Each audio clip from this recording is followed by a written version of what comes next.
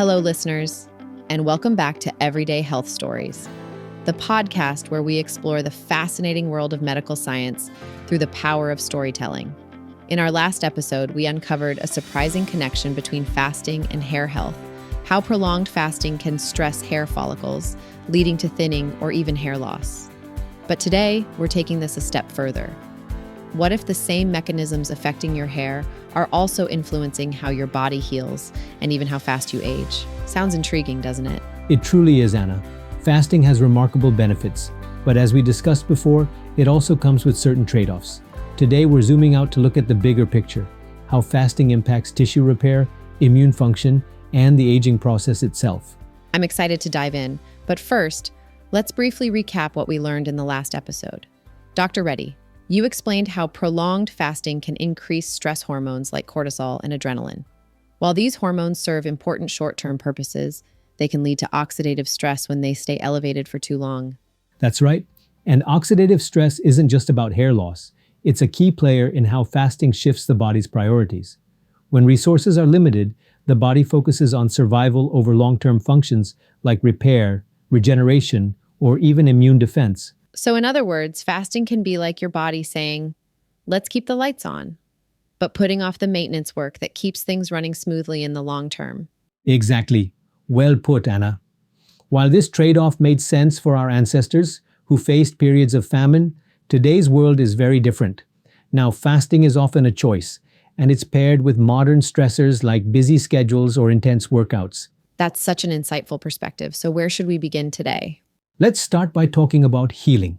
Have you ever noticed that when you're stressed, even small injuries like cuts or scrapes take longer to heal? Prolonged fasting can have a similar effect because it slows down the activity of stem cells, especially in tissues that need constant repair, like skin. Wow, that's eye-opening. So the very practice we believe is promoting health could actually delay recovery from injuries? That's correct. It doesn't stop at skin healing. It affects deeper tissues, immune cells, and even the body's ability to fend off infections. But here's the good news, Anna. The key lies in balance. With the right approach, fasting can support overall health without compromising your body's ability to heal. This is already so fascinating, and I can't wait to dive deeper. Dr. Reddy, let's start with the basics. What exactly are stem cells, and why are they so important for healing and aging? Great question, Anna. Stem cells are like the body's repair crew. They're unique because they can divide and transform into different types of cells, such as skin, muscle, or immune cells. This makes them critical for regenerating tissues and maintaining overall health. So they're essentially the key players when it comes to keeping us healthy and youthful? Absolutely. However, not all stem cells respond to fasting in the same way. For example, gut stem cells, the ones that regenerate the lining of your intestines, actually thrive during fasting. They become more efficient at repairing damage and maintaining gut health. That sounds like a win, but I'm guessing not all stem cells react as positively? You're correct. While fasting is great for gut stem cells, it's a different story for others. Muscle stem cells, for instance, tend to become less active during prolonged fasting. They essentially go into a dormant state, which means slower muscle repair and recovery. That's not ideal for people who are active or trying to maintain muscle mass. And what about skin stem cells? Skin stem cells are a bit of a mixed bag. Short-term fasting can actually help them by triggering a cleanup process called autophagy. But during extended fasting, their activity slows down, which can delay wound healing and skin repair. So it's really about finding the sweet spot. A little fasting can help, but too much might cause the body to prioritize survival over repair. Exactly. The length of your fasting window, your overall health, and even your stress levels can influence how stem cells respond. It's like a balancing act. Too much or too little can tip the scales in the wrong direction. That's such a delicate balance. And it ties back to what you mentioned earlier about oxidative stress. How does that play into all of this? Oxidative stress is a big part of the equation. During fasting, the body breaks down fat for energy, which produces byproducts called reactive oxygen species, or ROS. While some ROS are normal, too many can damage sensitive tissues, including stem cells. That makes so much sense. It's like putting extra wear and tear on the tools your body uses to repair itself. Yes, that's true. This is why combining fasting with antioxidant-rich foods or supplements during your eating window can be a game changer. Foods like leafy greens and nuts can help neutralize ROS and protect your stem cells. I love that. It's a practical tip for anyone looking to get the benefits of fasting without compromising their body's repair system. Absolutely, Anna. And it's also why people with slower healing or higher stress levels might benefit from shorter fasting windows, 12 to 14 hours instead of longer ones, like 18 hours. That's such a simple adjustment, but it could make a huge difference. So far, we've explored how fasting impacts healing by affecting stem cells and tissue regeneration. Now let's widen the lens and look at how these processes connect to aging. Dr. Reddy, we often hear about fasting as a way to promote longevity, but there's clearly more to the story. That's right.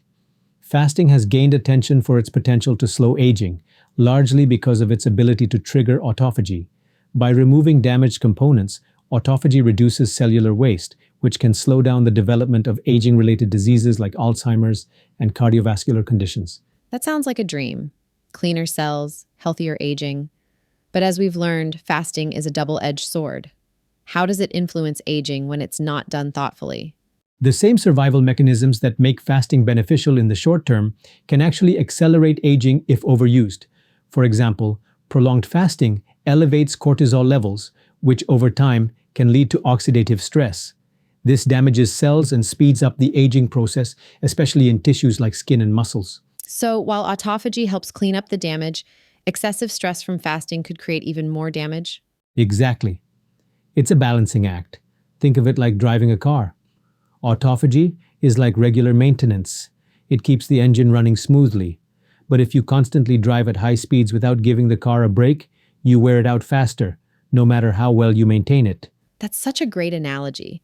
And I'm guessing this wear and tear isn't just about appearance, like wrinkles or fine lines, but goes much deeper? It does. For example, prolonged fasting can slow down skin regeneration, leading to delayed wound healing. It can also affect muscle tissue, making it harder to recover from injuries or maintain strength as you age. Over time, these effects accumulate, making the body less resilient. And this ties into what you mentioned earlier about how stem cells lose their regenerative capacity as we age. Fasting could amplify that decline, especially for older adults. Absolutely. For older adults, fasting can be particularly tricky. While it can help reduce inflammation and improve metabolic health, it also increases the risk of slower tissue repair and immune suppression. That's such a delicate balance. So, how do people navigate these trade-offs as they get older? One way is to focus on shorter fasting windows, like 12 to 14 hours, and pair them with nutrient-dense foods during the eating period. Incorporating antioxidants, as we discussed earlier, can also help mitigate oxidative stress. And for those who want to tap into the longevity benefits of fasting without the downsides, are there other strategies they can try? Yes, there's a promising approach called fasting mimicking diets. These are designed to mimic the effects of fasting while still providing essential nutrients. Think of it as a way to trigger autophagy without putting the body under excessive stress. That sounds like an amazing middle ground. And I love that these strategies can be tailored to individual needs. It's all about personalization. Diet trends like fasting aren't one size fits all. The key is to listen to your body, pay attention to how it responds, and adjust accordingly. This is such valuable insight. We've covered so much today, from how fasting affects stem cells and healing to its complex relationship with aging. Now let's tie it all together. Dr. Reddy, if someone's been inspired by this conversation, where should they start to make fasting work for their unique needs? Great question, Anna. The first step is to recognize that fasting isn't a one-size-fits-all solution. It's a tool that should be tailored to your individual biology, lifestyle, and goals. Start small with shorter fasting windows. 12 to 14 hours is a good range for most people, and observe how your body responds. And during that eating window, what kinds of foods should people focus on to support healing and reduce aging? Nutrient-dense foods are key.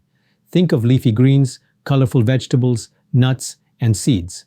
These foods help combat oxidative stress and support tissue repair.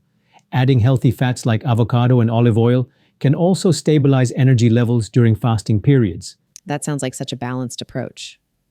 And for those who want to go a step further, you mentioned fasting mimicking diets earlier. Can you tell us more about those? Of course, fasting mimicking diets are designed to give your body the benefits of fasting, like triggering autophagy, while still providing essential nutrients.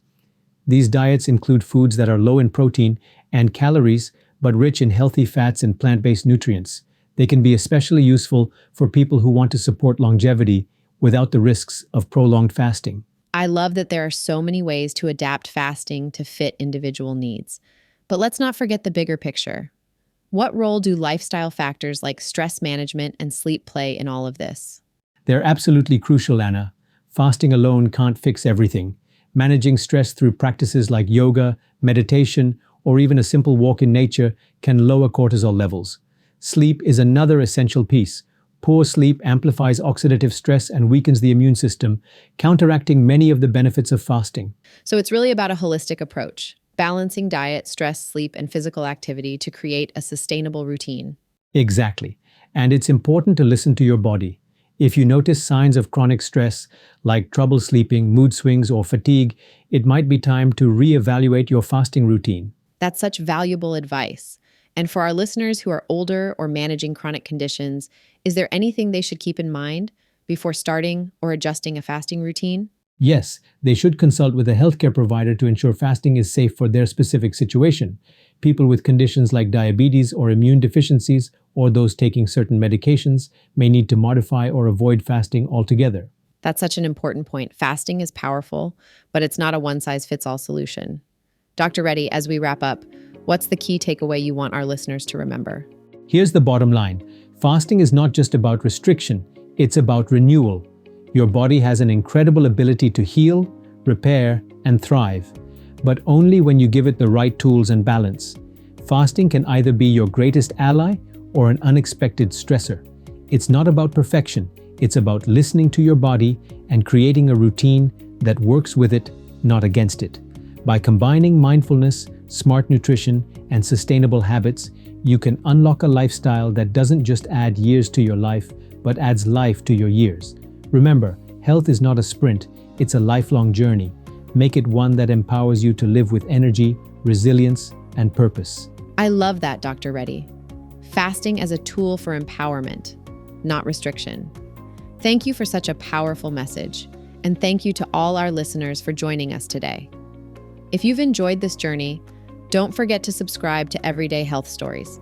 You'll get notified of new episodes, exclusive content, and join a community that's all about making informed, positive changes. And, as always, please remember, this podcast is for informational purposes only. It's not a substitute for professional medical advice. Be sure to consult your healthcare provider for any medical concerns. Thank you for joining us, everyone. And on that note, stay tuned for our next episode where we'll uncover the surprising power of MCT oil. Is this liquid gold the key to unlocking energy, boosting brain health, and even aiding weight loss? Or is it just another overhyped trend? We'll break down the science, separate the myths from the facts, and explore how this fascinating oil could transform your health. You won't want to miss it. Until then, stay healthy, stay curious, and remember, every story has the power to transform lives.